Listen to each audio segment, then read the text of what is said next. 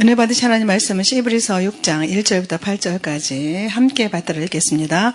그러므로 우리가 그리스도의 초보를 버리고 죽은 행실을 회개함과 하나님께 대한 신앙과 세례들과 안수와 죽은 자의 부활과 영원한 심판에 관한 교훈의 털을 다시 닦지 말고 완전한 데에 나갈지니라.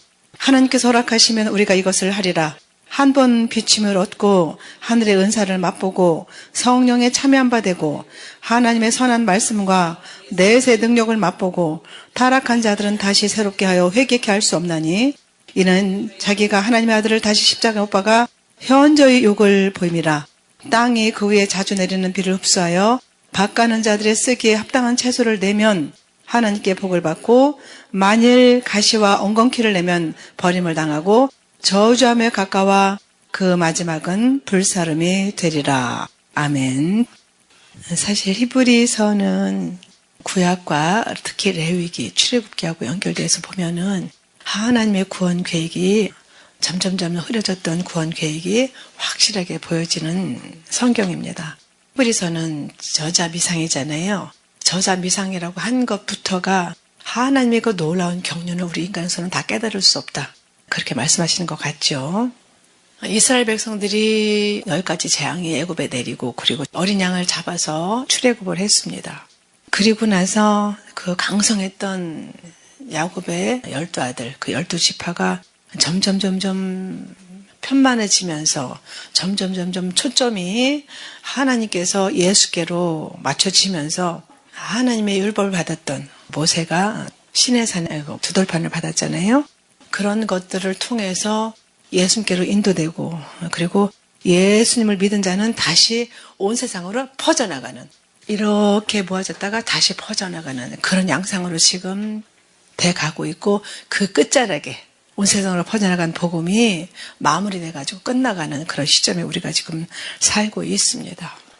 특히 이제 사사기를 보면은 하나님을 잘 섬기다가 그 이방 땅에 있는 신들을 따라 섬기면은 그들에게 올무를 놓아서 적들을 보내가지고 그들이 바알에게도 갔다가 아사라에게도 갔다가 하나님의 선민이었지만 그렇게 세상을 기웃기웃거릴 때 매를 맞고 다시 돌아오고 매를 맞고 다시 돌아오고, 야곱의 그 하나뿐인 외동딸이 세상 사람들을 보러 갔다가 그가 강간을 당하고 다시 돌아왔던 것처럼 이 세상 사람들을 기웃거리고 세상 사람들하고 짝하고 그러면서 이스라엘처럼 지금도 역시나 예수님을 믿고 많은 은혜를 받고 하나님의 놀라운 그런 계획 안에서 하나님의 행하심을 받는데도 불구하고 자꾸만 세상을 기웃거리는 것이 우리 인간들의 악한 성정입니다. 율법은 성령 받은 사람이 볼 때는 그렇게 이제 어려운 법은 아니지만은 예수를 믿었다고 하는데 율법과 복음에 대해서 정확하게 알지 못하면 계속 헷갈리는 거예요. 그 헷갈린다고 하면 굉장히 큰 결과를 가지고 오는데 참된 자유와 참된 평안이 없어요. 지금도 역시 10년, 20년, 30년 오랫동안 신앙생활을 했는데도 불구하고 율법에 매여서 율법을 지키려고 하면서 어떤 자기의 의, 선행, 구제, 하나님께 드리는 헌신, 봉사 이런 것들로 하나님께 나가려는 노력을 끊임없이 하면서 하나님께서 주시는 것을 누리지도 못하고 하나님께서 주시는 평안을 누리지도 못하고 그 안에 참된 자유가 없는 사람들이 너무나 많습니다. 의외지요. 예수님께서 그 율법을 다 폐하신 것이 아니라 완전하게 하려고 오셨는데 그 놀라운 비밀을 알지 못해서 성경에 있는데도 불구하고 목사님들이 가르치지 않았다든지 아니면 본인이 그것을 깨우치지 못했다든지 그래서 계속 복음을 받아들이고 예수님 안에서 영생을 얻었고 참된 자유함을 얻을 수 있는데도 누릴 수 있는데도 불구하고 그렇게 어렵게 힘겹게 신앙생활을 하는 사람들이 많은 것이 현실인 것입니다. 오늘 본문은 절대로 신앙을 포기하면 안 된다, 그렇게 강력하게 주장을 해요. 그것이 오늘 본문의 포인트입니다. 결론을 말하자고 하면은 그리스도의 도의 초보를 버리고 예수님께로 온전히 돌아와서 예수님을 누려라, 이런 거예요. 율법에 대해서 우리가 알아야 율법과 복음의 차이를 우리가 알 수 있겠죠. 근데 오늘 본문 1절에 보면은 그러므로 우리가 그리스도의 초보를 버리고 이렇게 시작을 해요. 그리스도의 초보를 버린다는 것이 뭘까요? 율법에 매여 있는 생활을 버리라, 이런 뜻이거든요. 율법에 매이지 말아라. 그러니까 율법과 예수님과의 관계를 확실하게 알아라. 율법을 지키는 것이 우리 신앙의 궁극적인 목적이 되면 안 된다는 말씀을 하는 거예요.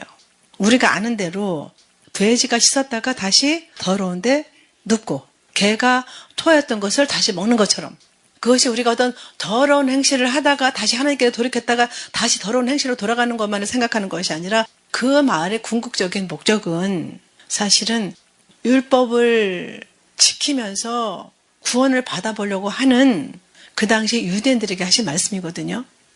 예수님의 그 놀라우신 하나님께서 친히 오셔서 이루어놓으신 구원 계획을 까맣게 잊어버리고 자꾸만 자기의 행실로 자기의 의로 구원을 받아보려고 하는 노력을 한단 말입니다.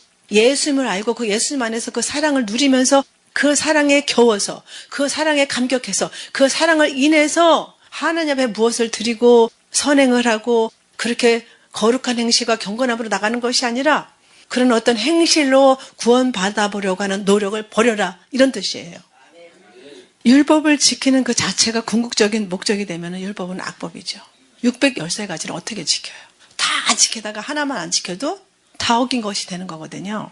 그러니까 갈라디아서 3장 24절에 율법은 예수님께로 인도하는 가정교사다. 몽학선생이다. 그렇게 말씀하시거든요. 그러니까 예수님께로 인도하는 가정교사가 율법인데 우리에게 예수님께로 가는 방향을 지시를 해주고 정해주고 율법을 통해서만 이제 똑바로 예수님께로 이제 갈 수가 있는 거죠. 그러니까 율법은 굉장히 사실은 중요한 거예요. 율법을 잘못 이해하면 악법이 되지만은 율법은 똑바로 예수님께로 갈 수 있게 해주죠. 하나님을 만나고 하나님을 섬기는 것이 신앙생활의 목적이라고 분명히 성경에 이곳저곳 말씀하시는데 율법의 목적은 한마디로 말하면 안내하는 역할이에요. 안내하는 역할. 안내자예요. 우리가 어디 산에 가면은 안내 표지가 여기도 있고 여기도 있고 해서 이렇게 가면은 무슨 봉우리 올라갈 수 있습니다. 그렇게 표지판이 있잖아요. 율법은 그런 역할을 하는 거예요. 우리 인간들을 예수님께로 안내하는 역할을 하는 것이 율법의 목적이죠. 그런데 예수님이 오셨으니까 그러면 율법 안 지켜도 되고 율법을 버려야 되느냐? 뭐 그렇게 질문하는 사람들도 있을 수 있겠죠. 그러나 그것이 아니라 율법을 알아야 예수님에 대해서 자세히 우리가 알 수 있어요. 하나님의 우리를 향한 그 뜻을, 의도를, 하나님의 우리를 인간들을 향한 경륜을 정확하게 알 수가 있는 것이죠. 실제신 예수님을 알려고 하면은 율법을 정확하게 알아야 예수님을 알 수가 있어요. 그러니까 율법과 예수님과의 관계는 절대로 이제 분리시킬 수 없는 불가분의 관계죠. 그래서 율법을 알아야 율법이 지시하는 그런 예수님을 궁극적으로 예수님을 가리키는 표지판이 안내자가 율법인데 그렇게 율법을 알아야만 예수님을 알 수 있도록 되어 있기 때문에 우리가 하나님의 그 놀라운 수준으로 신앙생활을 하고 하나님께서 주시는 모든 것들을 누리려고 하면은 율법과 예수님의 관계를 정확하게 알아야지 올바른 크리스찬이 되고 하나님을 기쁘시게 하는 신앙이 되는 줄 믿습니다. 그러니까 신앙이 잘하면은 하나님 무섭고 두려워서가 아니라 누가 시키지 않아도 자원해서 율법을 지키게 되는 거예요. 로마서 7장 12절에 보면은 이로 보건대 율법도 거룩하며 계명도 거룩하며 의로우며 선하도다 그러셨어요. 그래서 14절에 보면은 우리가 율법은 신령한 줄 알거니와 나는 육신에 속해서 죄 아래 팔렸도다. 사도 바울을 통해서 로마서에 그렇게 말씀하셨거든요. 그러니까 율법은 거룩하고 의롭고 선하고 신령하고 그렇게 말씀하시는데 마태복음 22장에 37절부터 40절까지 율법의 강령은 사랑이다 이렇게 말씀하고 계시는데 율법이 그렇게 거룩하고 의롭고 선하고 신령하고 사랑이라고 그렇게 말씀하시는데 율법에 딱 한 가지가 없어요. 은혜가 없어요. 은혜가 뭡니까? 은혜 받았다 그러면 여러분들 뭐라고 생각하세요? 은혜 받았다 그러면은 여러분들 보통 내가 어떤 말씀에 내가 감명받아서 이렇게 생각하죠? 참된 은혜는 죄 용서를 얘기하는 거예요. 율법에는 용서가 없어요. 눈에는 눈, 이에는 이. 율법에는 다 있어요. 그렇게 선도 있고 의도 있고 사랑도 있고 선하고 거룩하고 근데 거기에는 용서가 없습니다. 은혜가 없는 거예요. 은혜가 뭐예요? 거저받는 거잖아요. 값을 치르지 않고 봄이야 너 이거 받아. 그러면 감사합니다. 그렇게 하나님께서 우리에게 주신 것 그것이 바로 은혜잖아요. 그것이 바로 죄사함, 용서라는 거예요. 그것이 율법에는 없어요. 근데 예수님께서 오셔가지고 십자가에서 피 흘려 죽으심으로 우리의 죄 문제를 다 해결하시고 용서를 은혜로 주신 줄 믿습니다. 예수님의 그 용서라는 어마어마한 그런 하나님의 프로젝트 때문에 하나님께 우리가 나갈 수 있는 길을 얻게 된 거예요. 이 놀라운 사실을 알게 되면은 율법에 매이지 않게 되는 거죠. 근데 우리 인간들이 율법을 다 지킬 수가 있어요? 지킬 수가 없어요. 그 누구도 지킬 수가 없어요. 아무리 신령한 사람이라고 해도, 아무리 거룩한 사람이라고 해도, 행실은 그렇지 않아도 마음속으로, 눈으로 늘 우리는 죄 가운데 살잖아요. 여러분들 그렇지 않습니까? 날마다 눈 뜨면 죄를 짓는 게 우리 인간들인데, 예수님의 그 피를, 용서라는 그 피를, 은혜를 의지하고 여기까지 온 거죠. 그렇게 613가지를 다 지키다가 한 가지 못 지키면은 그 결과는 뭐예요? 율법으로는 사망이에요. 죽음이에요. 죄의 삭은 사망이라고 말씀하셨어요. 끔찍하죠. 그런데 그것이 율법의 약점인데 용서가 없는 것이 율법의 가장 큰 약점인데, 그러니까 율법에 그렇게 선도 있고 의롭고 거룩하고 신령하고 사랑도 있는데 하나님께서 왜 율법에서 그 하나만 쏙 빼놨을까요? 예수님이 우리에게 보내셔서 우리를 하나님께로 데려가가지고 영생을 주셔서 영원히 같이 사시려고요. 율법에다 그거 하나만 딱 빼놓으신 거예요. 할렐루야. 이 사실을 깨달으면 우리가 얼마나 평안을 얻고 평안만 얻을 뿐 아니라 참된 자유함을 얻게 되는 거거든요. 죄가 한 가지만 있어도 하나님을 만날 수가 없고 예수를 의지하지 않고는 하나님께 나갈 수가 없는데 절대로. 그래서 마태복음 5장 17절에 말씀하셨어요. 예수님께서 그 산상수훈 하실 때 나는 율법이나 선지자를 폐하러 온 것이 아니라 완전케 하려고 오셨다. 그러니까 율법에서 그 하나가 부족한 것을, 하나가 그 부족해서 약점이 있는 것을 그것을 완전하게 하려고 오셨다. 그렇게 말씀하신 거예요. 그러니까 이 완전케, 이 뜻은 보충한다, 채운다 이런 뜻이 있거든요. 그러니까는 예수님이 오신 이유는 율법의 약점을 채워가지고 그 없는 용서를 채워가지고 완전케 해서 성도들을 하나님께로 데려가서 영원토록 같이 사시려고 그렇게 하셨다는 거예요. 얼마나 감사해요. 그러니까는 율법도 하나님의 것이라서 너무나 귀하고 좋은 거지만은 그렇게 율법으로는 저주와 형벌밖에 없고, 그래서 예수님께서 모자라는 그 한계를 채워가지고 용서를 넣어 주어서 너희가 용서받고 영원토록 하나님과 함께 예비하신 하나님 나라에서 살 수 있도록 그렇게 오시겠다고 하셔서 실제로 오셔가지고 그 모든 일을 이루시고 여기까지 인도하신 줄 믿습니다. 이 비밀이 사실 굉장히 간단한 거지만은 굉장히 사람들이 모르는, 예수를 오랫동안 믿었다고 하는 사람들도 이걸 모르고 평생을 나 죄를 지어서 나 천국 갈까요? 나 죄를 지어서 휴거는 될까요? 이러고 산단 말입니다. 그래서 제가 오랫동안 휴거에 대해서 주구장창 얘기하다가 성도들이 너무나 기본적인 그런 하나님의 은혜의 진리를 모르기 때문에 이래서는 안 되겠다. 그러니까 날마다 제자리 걸음하는 거예요. 예수 믿고 구원받고 휴거는 알고 기다리는데 삶은 날마다 그대로고 날마다 마음에 평안이 없어요. 목사님, 저는 절대로 휴거 못 될 것 같아요. 이런 죄가 제 안에 있거든요. 그러면 제가 이런 거를 이제 설명을 해주는데, 그래서 제가 조금씩 이렇게 바꿔가지고 휴거 얘기도 하면서 또 하나님의 믿는 도리라든지 하나님의 영원한 이 놀라운 복음의 비밀을 같이 나누면서 휴거 이야기를 해야 되겠다. 그래서 약간 좀 방향을 몇 년 전부터 이제 전환하게 됐죠.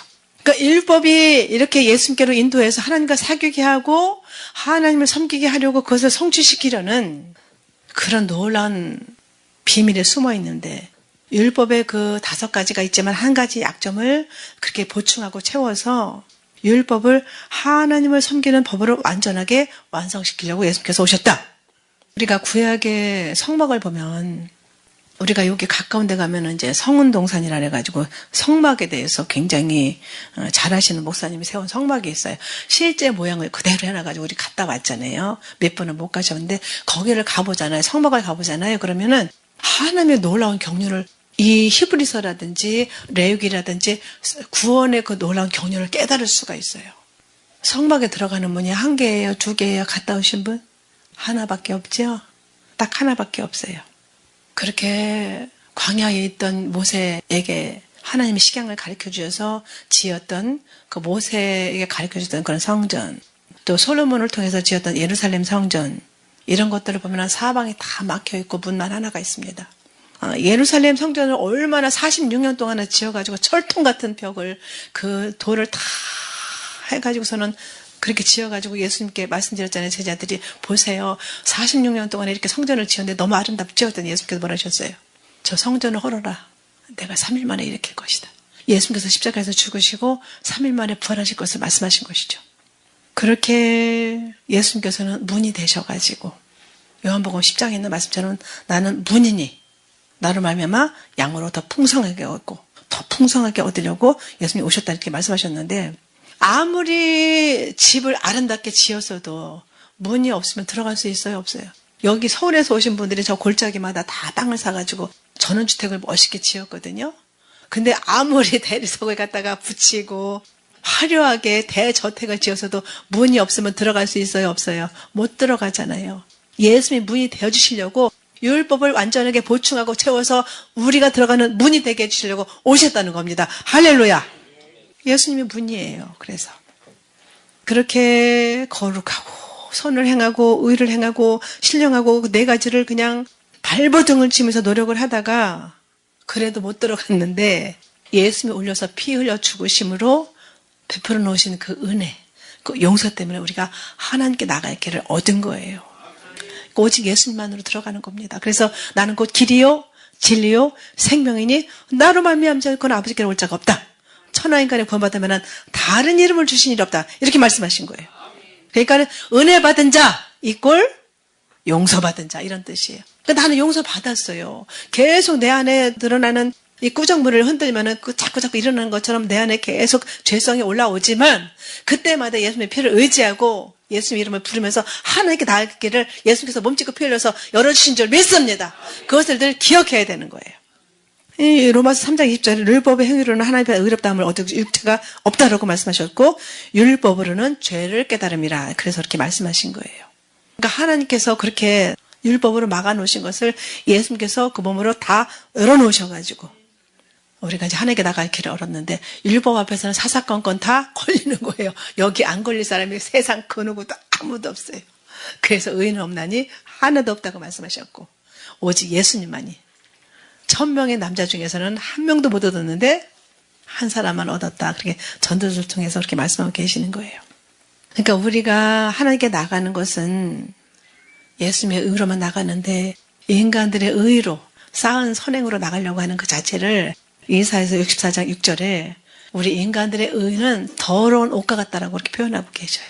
아무리 의를 행하고 아무리 선하고 아무리 하나님 앞에 이것저것을 다 했어도 하나님 보실 때는 다 더러운 옷인 거예요.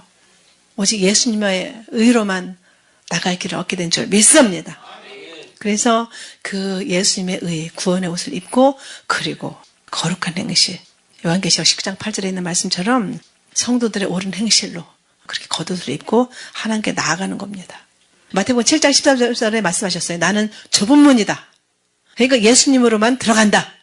용서로만 들어간다. 그러니까 용서만이 거저받은 선물, 은혜인 줄 믿습니다. 그런데 죄를 알아 용서받을 수가 있잖아요. 그러니까는 율법 때문에 내가 죄인이라는 것을 깨닫게 된 거예요. 율법의 용도는 그러니까는 내가 죄인이라는 것을. 율법으로는 절대로 하나님께 갈 수 없다. 이것을 깨닫게 하기 위해서 우리에게 율법을 주시고 그 율법에 하나 빠진 것 그것을 완성시켜서 예수님께서 길을 활짝 몸지고 피 흘려서 열어놓으신 거예요. 율법은 용서가 없어요. 그것을 우리가 분명히 깨달아야 되는 겁니다. 하나님 저는 죄인입니다. 고백할 수밖에 없게 되는 거죠. 그래서 하나님 앞에 죄를 내놓고 선물로 받은 것, 하나님을 만나는 선물을 받은 것. 그 예수 그리스도로 인해서 우리가 하나님의 자녀가 되고 하나님을 아빠라고 부를 수 있는 권세를 얻었으니 얼마나 놀라운 은혜를 받은 거예요. 그 너희가 그 은혜를 인하여 믿음으로 말미암아 구원을 얻었나니 이것이 너희에게서 난 것이 아니요 하나님께서 주신 선물이다. 이렇게 말씀하시는 거예요. 우리가 아직 죄인 되었을 때에 그리스도께서 우리를 위하여 죽으심으로 하나님께서 우리에게 대한 자기의 사랑을 확실하게 증거하셨다. 이렇게 말씀하시는 거예요. 세상은 용서가 없어요. 율법도 다 있지만 용서 한 가지가 빠졌어요. 그러니까 하나님 저는 죄인이에요. 이런 죄도 짓고 저런 죄도 졌어요. 그랬더니 하나님께서 뭐라 하셔요?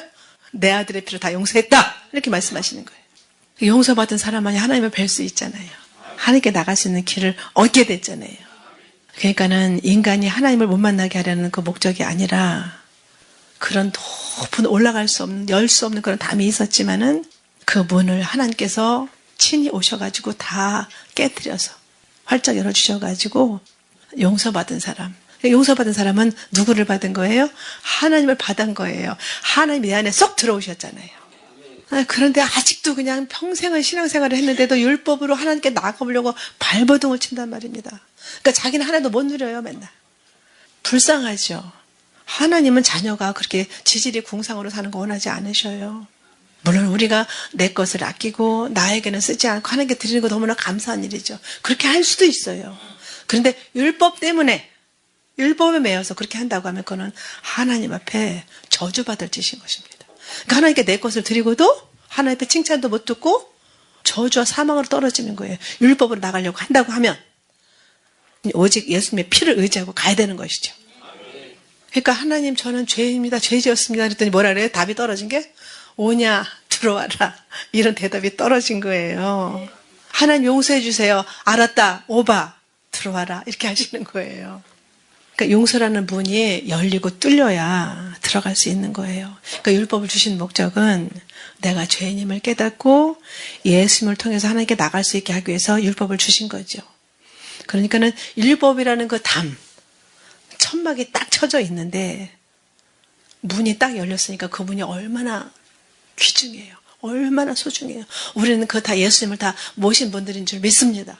그러니까 그 예수님 때문에 우리가 휴거도 바라보고 영생도 천국도 누리고 날마다 그 예수님 때문에 그 피를 의지하고 다리를 쭉 뻗고 자는 거예요. 율법 외인 사람들은 평안도 없어요. 날마다 자기도 정죄하고 자기를 달달달달 볶아요. 남도 달달달달 볶고 정죄하고 판단하고 분별하고 율법에 매여서 그런 거예요. 하나님께서 그 율법으로 우리를 정죄했는데 내가 죄인이라서 하나님께 나갈 수 없는데 나 같은 사람을 용서해 주셨다. 그러면 나도 그 용서로 다른 사람들을 다 품고 용서하고 나갈 수 있잖아요. 그게 없어요. 율법에 매여서 그런 거예요. 너무나 불쌍한 것이죠. 하나님의 놀라운 지혜, 부유함이 거기 있는 것이죠. 하나님의 은혜로만 들어간다. 그런데 어떤 사람이 예수만 믿으면 율법을 지킬 필요가 없잖아요. 이렇게 뭐 질문할 수 있어요. 그러나 예수만 믿으면 내가 죄인인 것을 몰라요. 율법이 있어야 내가 죄인인 것을 아는 것이죠. 인간들이 그렇게 착하게 살고 선을 베풀려고 노력하지만은 우리의 선이 아무리 태산같이 쌓아서도 하나님께 나갈 만큼이 절대로 안 됩니다. 눈꽃만큼도 안 되는 거예요. 0.001%도 안 되는 거예요. 그러니까 우리의 노력이 아무리 발버둥을 쳐도 하나님 만날 만큼 완전해지지 못하니까는 계속 부족하고 또 실수가 있고 약점이 있고 그러나 예수님께서 직접 오셔가지고 하나님이 그 문을 활짝 열어놓으시니까는 그 약점을 보충해 주시고 완전케 하셨으니까는 하나님께 나갈 수 있는 길을 얻게 된 거예요. 그래서 말씀하시는 거예요. 공률하심을 얻고 때를 따라 돕는 은혜를 얻게 하여 은혜의 보좌 앞에 담대히 나갈 것이니라. 이렇게 말씀하신 거예요. 그러니까 율법도 필요하고 율법과 복음의 관계를 우리가 잘 깨달아야 되는 겁니다. 제가 어렸을 때 공도구 시내에서 서커스를 한다는 거예요. 근데 제가 어린 마음에 서커스 한번 가보고 싶었어요. 얘기만 들었지. 그때는 동네에 그 라디오 딱 하나 있어가지고 이장집에서 틀면은 이장집에서 뭐 이야기하는 소리, 뭐지 도마지라는 소리, 다듬이 방맹이지라는 소리 다 들어가면서 온 동네 사람이 라디오 하나로 들을 그런 때였거든요. 모르시죠? 그럴 때였어요. 그때는. 그런데 서커스 한다고 막 사람들이 와가지고 홍보를 하니까 제가 참 가보고 싶어서 살짝 갔어요. 그랬는데 다 둘러쳐가지고 돈 내고 들어가야 되는데 돈이 어디 있어요. 저 어렸을 때는 팔남매가 크니까 굉장히 좀 어렵게 자랐는데 그 안에서는 막 난리를 치고 사람들이 박수를 치고 뭐 그 안에서 뭐 원숭이 같은 것도 막 쟁조를 부리고 막 별거 다 한다고 난리를 치는데 저는 그냥 바깥에서만 듣는 거예요. 못 들어가고. 문이 있어도 못 들어가는 거예요. 왜냐면 문에 딱 지키고 있어요. 이 돈을 주고서 표를 사가지고 들어가야 되는데 못 들어가는 거예요.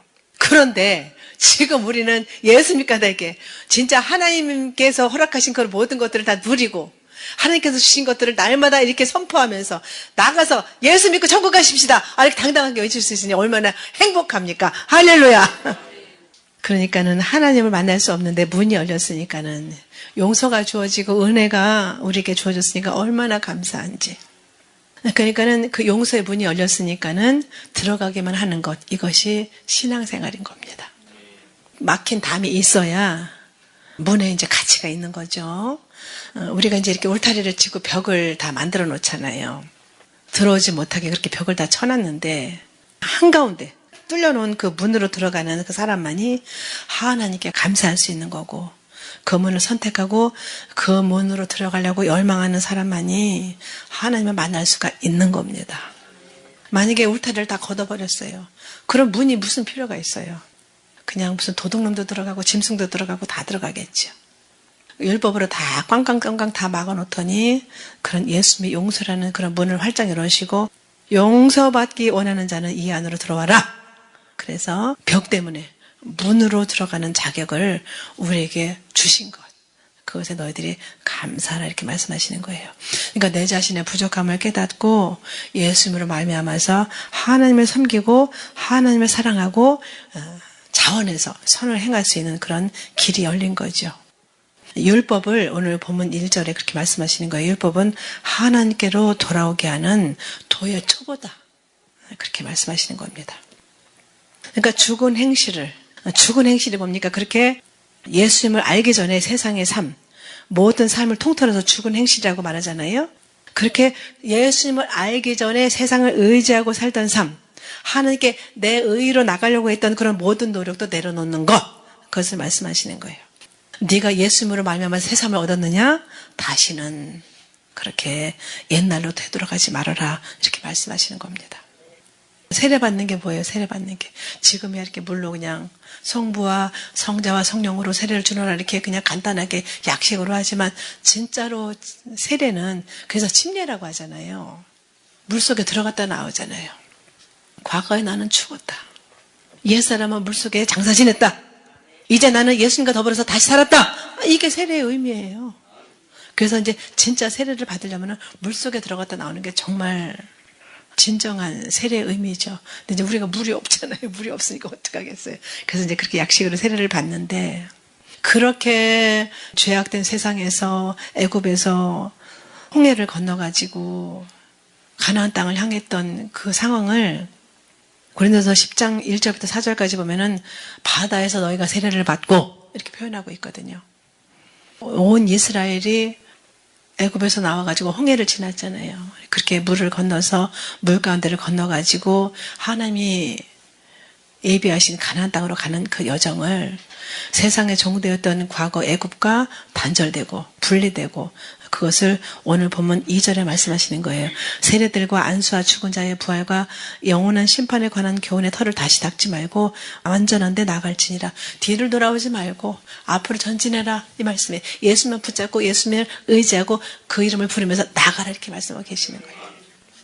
그러니까 우리는 세상에 종되었던 과거 애굽 사람이었지만은, 세상 사람이었지만은 우리는 그들과 분리되고 단절되었다, 예수님과 나에게, 이렇게 고백하면서, 신앙 고백하면서 예수님은 그리스도시요 살아계신 하나님의 아들이십니다, 이렇게 고백하면서 살게 된 것이죠.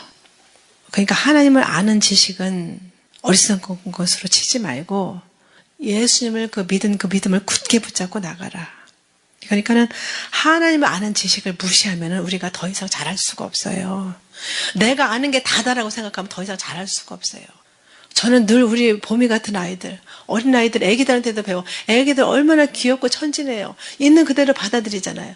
그런데 나이가 먹고 60, 70, 80 되면은 다른 사람 말을 안 들어요. 자기가 아는 것이 최고고 자기가 경험한 것이 다라고 생각하고 그 이상을 받아들이지 않으려고 해요. 인간의 교만이죠. 교만은 패망의 선봉이라고 했는데, 끝까지 우리는 겸손하게 하나님의 말씀을 그런가 해서 경청하고 안디옥인 사람들처럼 그렇게 나가야 되는 겁니다. 그러니까 예수님을 위해서 희생하고 절제하는 것을 어리석게 여기지 말아라, 이런 뜻이죠. 그래서 4절부터 6절까지 보면은 우리가 한번 비침을 얻고 하늘의 은사를 맛보고 성령의 참여바 되고 하나님의 선한 말씀과 내세 능력을 맛보고, 타락한 자들은 다시 새롭게 해서 회개케 할 수 없나니 이는 자기가 하나님의 아들을 다시 십자가 못 박아 현저히 욕을 보임이라. 이것은 정말 예수님의 빛을 받고 예수님의 그 생명의 빛을 깨닫고 하나님께로 들어왔다가 빠진 사람들 많잖아요. 신앙촌, 그리고 뭐 통일교 문서명이라든지 신천지 이만이라든지 우리나라가 제일 많대요. 인구 대비 거의 100명의 재림 예수가 있다고 하네요, 우리나라가. 그런 사람들을 특히 지칭하는 거예요. 그렇게 예수님에 대해서 깨닫고 그 생명의 빛을 받았는데 다시 예수님을 십자가 못 박는 그런 현저한 끔찍한 죄를 저지른 상태를 말씀하고 계시는 것이죠. 땅이 그 위에 자주 내리는 비를 흡수해서 밭가는 자들의 쓰기 합당한 채소를 내면 하는 게 복을 받는다. 그렇게 7절에 말씀하셔요. 땅은 우리 심령을 얘기하는 겁니다. 우리 심령들이 하나님 말씀을 그런가 해서 날마다 받아들이고 겸손하게 자기를 쳐서 복종시키고 하나님께 무릎 꿇리고 피 흘리기까지 대항해서 싸우면서 말씀을 받아들여가지고 자꾸만 하나님 앞에 회개하고 돌이키고 회개하고 돌이키면 하나님께서 쓰시는 그런 사역자들이 되겠지만은 만일 계속해서 하나님의 말씀을 거부하고 세상의 잣대를 받아들이고 세상의 경험을 받아들이고 그러면서 자기 주장만 하고 그러면은 무서운 말씀 나오잖아요. 8절에 만일 그렇게 해서 너희 심령들이 가시 원건키를 내면은 버림을 당하고 저주함에 가까워 그 마지막은 불사름이 되리라. 무서운 말씀이에요. 그래서 우리는 끝까지 두렵고 떨림으로 구원을 이루어야 되는 줄 믿습니다. 한 번 구원은 영원한 구원은 아니에요. 생명책에서 반드시 흐리지 아니하리라. 이 말씀은 흐릴 수도 있다는 말씀이에요. 그런데 나는 이만하면 됐지요. 자기가 하는 어떤 그런 선행과 자기의 의로 계속 나가려고 하는 노력을 그치지 않는단 말입니다. 선행과 구제를 하지 말라는 게 아니에요. 그거는 상급에 관한 문제고 구원도 얻기 위해서 하나님께 발견되기 위해서 휴거의 영광을 얻기 위해서 그런 선행을 내세우지 말아라 말씀하시는 거예요. 이게 아주 굉장히 간단한 차이 같지만 하나님이 보실 때는 큰 차이예요. 예수님의 피를 의지하고 예수님의 이름을 부르느냐 아니면 내가 행한 의를 가지고 하나님께 나가려고 노력하느냐 이것은 엄청난 차이예요. 그래서 바리새인들과 서기관들과 사두개인들과 그 제사장들에게 말씀하셨잖아요. 이 뱀들아 독사의 새끼들아 외치는 무덤 같은 인간들아 그랬잖아요. 겉에는 멀쩡해 보이는데 거룩하고 경건한 모습은 있는데 경건의 모습은 있는데 그 안에 경건의 능력도 없고 예수님의 피가 없어요. 자기 의만 가득해요. 그러면 그런 사람들은 영생을 얻어요? 못 얻어요. 그런 사람들은 휴거 영광을 얻어요? 못 얻어요. 그래서 제가 굉장히 중요한 말씀이기 때문에 이 말씀을 오늘 같이 나누게 된 겁니다. 예수님의 빛을 그냥 서치라이트를 쫙쫙 비춰주는데 그 빛을 피해서 간단 말입니다. 그런 상태는 바로. 그러니까 우리 예수님의 오심, 예수님 가운데 들어가는 것은 그 예수님과 완전히 하나 돼가지고 빛과 더불어 있게 될 때 휴거 영광도 얻게 될 줄 믿습니다. 빛을 피해가지고 도망 다닌다고 하면은 어떻게 예수님을 만날 수가 있어요? 빛을 피해서 도망 다니면 하나님의 진리신 말씀을 외면하면은 예수님을 다시 십자가 못 박는 것 같은 끔찍한 죄를 계속 짓는다고 말씀하고 계시는 거예요. 여기에서 소설이 나온 겁니다. 여러분들 보셨는지 모르겠는데 쿠어바디스 도미네 주여 어디로 가시나이까. 베드로가 예루살렘에서 엄청난 학살이 일어나고 믿는 자들을 잡아 죽이고 하니까는 예루살렘에서 도망을 갑니다. 도망가는 그 베드로 앞에 젊은 나무자분이 딱 나타나셨어요. 보니까 예수님이셔요. 부활하신 예수님이셔요. 주여 어디로 가시나이까? 쿠어바디스 도미네. 예수님께서 말씀하셨어요. 내가 너를 대신해서 십자가를 지려고 내가 예루살렘으로 간다. 그 말을 듣고 베드로는 엎드립니다. 그리고 다시 로마로 가가지고 순교를 하죠. 사도 바울도 네로 황제 때 목베임 당해서 죽었잖아요. 그러니까 도중하차하는 자들이 한둘이 아니에요, 지금. 나 옛날에 30년 전에, 50년 전에 이런 음성 들었어요. 너는 휴거될 것이다. 너는 천년왕국에서 왕노릇하리라. 이렇게 들었어도 지금 아니면 하나님과 상관이 없을 수 있다는 말씀을 드리는 겁니다. 예수님 위해서 내가 죽겠습니다. 그렇게 해놓고 떨어져 나가는 경우가 얼마나 많아요. 누가 보면 22장 31절에 그래서 예수님께서 말씀하신 거예요. 베드로가 예수님을 부인할 것을 알았는데 나는 절대로 예수님을 부인하지 않겠습니다. 예수님께서 말씀하셨어요. 내가 너희 믿음에 떨어지지 않기를 기도했느니 너는 돌이킨 후에 내 형제를 굳게 하라. 그래서 만나셔가지고 내 양을 먹이라. 내 어린 양을 먹이라. 계속 말씀하셔가지고 베드로는 그렇게 예수님을 부인하고 세상에서 살 길을 찾았지만 결국은 예수님의 수제자답게 거꾸로 십자가에 매달려서 죽었죠. 예수님께서 우리에게 질문하시는 거예요. 네가 끝까지 견디고 네가 끝까지 나와 함께 할 수 있느냐. 우리 각자에게 질문하시는 겁니다. 믿음이 없는 남편하고 맨날 싸우니까 덕이 안 되니까는 그냥 적당히 타협하고 살겠어요? 아니요. 믿음이 없는 자녀하고 휴거 얘기하면 맨날 부닥치니까는 나 그냥 적당히 타협하고 이제 휴거 얘기 안 할래요? 아니요. 하나님께서 질문하시는 거예요. 그럼에도 불구하고 네가 계속해서 나의 진리를 선포하면서 그들을 이끌고 나에게 올 수 있느냐? 이렇게 질문하시는 거예요. 뭐 싸우면 덕이 안 되니까는 침묵하자? 아니요. 피 흘기까지 싸우는 거는 진리가 아닌 것하고는 타협하지 않는 게 그것이 하나님께서 기뻐하시는 것입니다. 예수님이 만약에 그렇게 하면은요, 내가 너 대신 또 십자가 지랴 이렇게 말씀하실 거예요. 그러니까 살고자 하는 자는 죽을 것이고 죽고자 하는 자는 살 것이고, 그러니까 순교적인 신앙이 변하면은 그것을 타락이라고 하는 겁니다. 나가서 간음하고 온갖 쾌락을 즐겼다고 타락이 아닌 거예요. 그러니까 신앙인의 타락은 어떤 도덕적 개념이 아니고요. 의무를 불이행하는 것, 그것이 타락이에요. 하나님 앞에서 진리인 줄 알고 결심을 포기하는 것, 타협하는 것, 그것이 타락입니다. 사명을 포기하는 것, 내가 저 사람에게 바른 얘기를 해줘야 되는데 포기한다. 그거는 타락이라고 보는 겁니다. 그러니까 하나님께 순종하면 하나님께서 기뻐하시는 열매를 얻게 되는 거고, 그렇게 오늘 본문에 말씀하신 대로 그렇게 밭가는 자들의 쓰기 합당한 채소를 내면 하나님께 복을 받는다 그러셨어요. 하나님께 복 받는 게 뭡니까? 하나님 눈에 발견돼서 그날에 휴거의 영광을 얻게 되는 줄 믿습니다. 우리가 기도하고 응답받고 그리고 신앙이 성장하고 이렇게 하나님을 떠나서 사명을 버리고 하나님 앞에서 결심을 포기하고 타협하게 되면은 타락하는 것인 줄을 알았으면은 고린도서 6장 1절에 말씀하시는 거예요. 하나님의 은혜를 너희가 헛되이 받지 말아라. 내가 핏값을 주고 내가 너희들을 샀다. 이렇게 말씀하시는 거예요. 고린도서 6장 2절에 보라 지금은 은혜 받을 만한 때요. 보라 지금은 구원의 날이로다. 더 이상 우리에게 기회가 없을 수도 있다라고 말씀하시는 거예요. 고린도서 3장 17절에 말씀하셨어요. 주는 영이시니 주의 영이 계신 곳에는 자유함이 있다. 우리가 이렇게 급박한 시대를 살지만은 예수님 안에서 참된 자유함을 누리면서 변질되지 않고 끝까지 한결같은 믿음으로 예수님을 기다리다가 하나님께 복을 받는 저 여러분 되시기를 예수님의 이름으로 축원합니다. 하나님 감사합니다. 하나님 율법의 정죄를 통해서 예수님을 만나고 용서라는 그 은혜 문으로 들어가기 전 하나님 감사를 드립니다.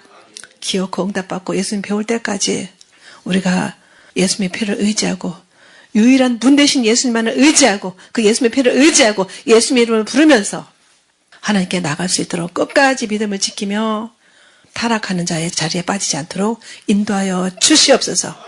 그래서 주님 눈에 발견되어져서 모두가 공중 혼자지서 만나는 주의 권속을 낼 수 있도록 축복하여 주시옵소서. 곧 오실 만왕의 왕이신 예수님의 이름으로 감사하며 기도 올리옵나이다. 아멘.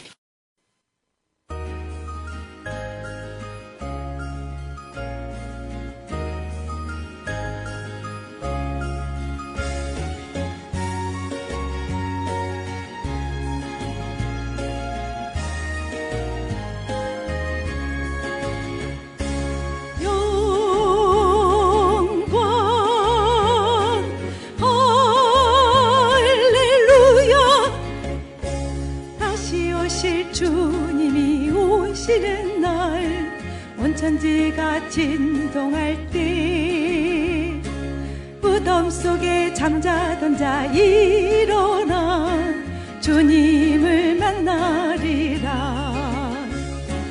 찬란한 빛으로 오실 주님, 주님께 찬양하세. 영광의 주님이 오시는 그날 일어나 맞이하리. 나팔 소리 들리면 공중에서 우리 주님 만나는 날, 이리로 올라오라 날 부르면 주님을 만나리라. 찬란한 빛으로 오실 주님, 주님께 찬양하세. 영광의 주님이 오시는 그날 일어나 맞이하리.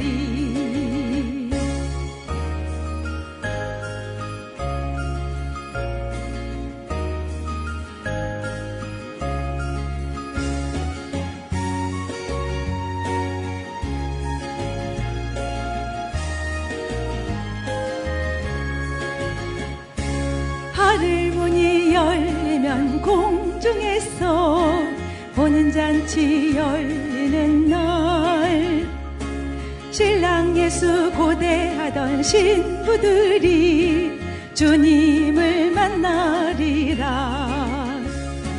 찬란한 빛으로 오실 주님, 주님께 찬양하시.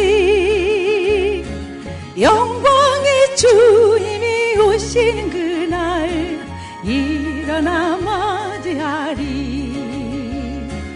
영광의 주님이 오시는 그날 일어나 맞이하리.